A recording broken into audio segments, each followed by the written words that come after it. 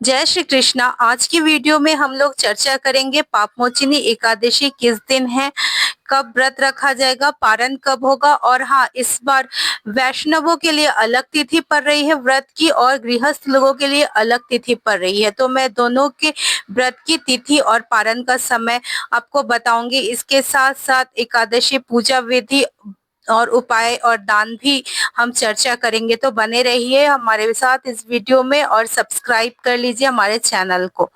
धार्मिक ग्रंथों के अनुसार जो एकादशी होलिका दहन और चैत्र नवरात्रि के मध्य में आती है उसे पापमोचिनी एकादशी के रूप में मनाया जाता है।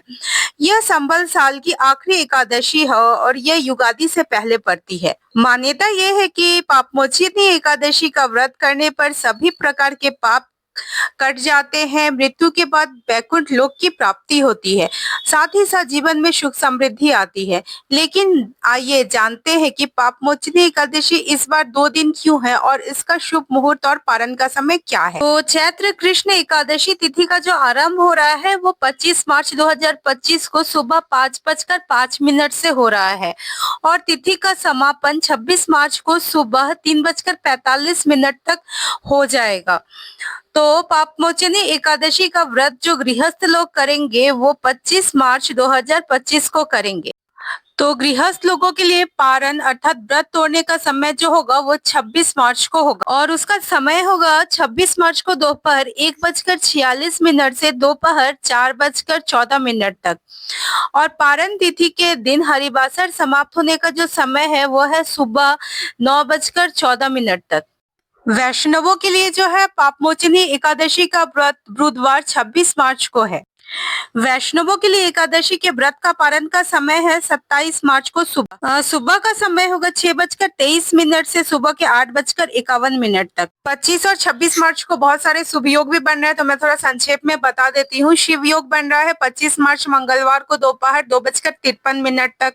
उसके बाद सिद्धि योग बन रहा है 26 मार्च को 12:26 तक। उसके बाद द्विपुष्कर योग बन रहा है 26 मार्च सुबह 3:49 से 26 मार्च सुबह 6:24 तक।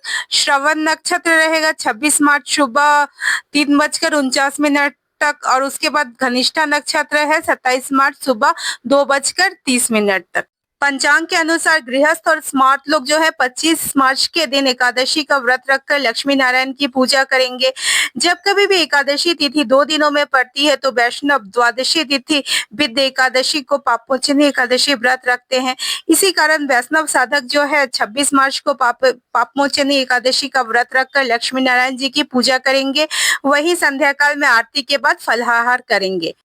हालांकि देश के 2 प्रामाणिक पंचांग बीएचयू से प्रकाशित विश्व हिंदू पंचांग और ऋषिकेश पंचांग के अनुसार इस साल जो है पापमोचनी एकादशी तिथि एक ही दिन में है, दूसरे दिन में नहीं। इसीलिए सभी लोग चाहे तो वैष्णव हो या गृहस्थ या स्मार्ट सभी 25 मार्च को ही पापमोचनी एकादशी का व्रत रख सकते हैं।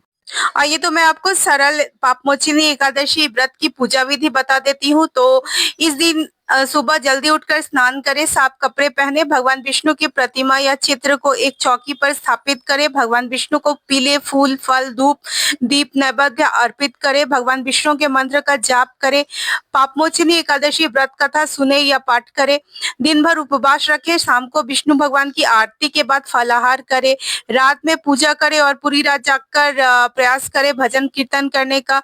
अगले दिन ब्राह्मणों को भोजन कराए, दान दक्षिणा दे, पारण करे और तुलसी सेवा करे।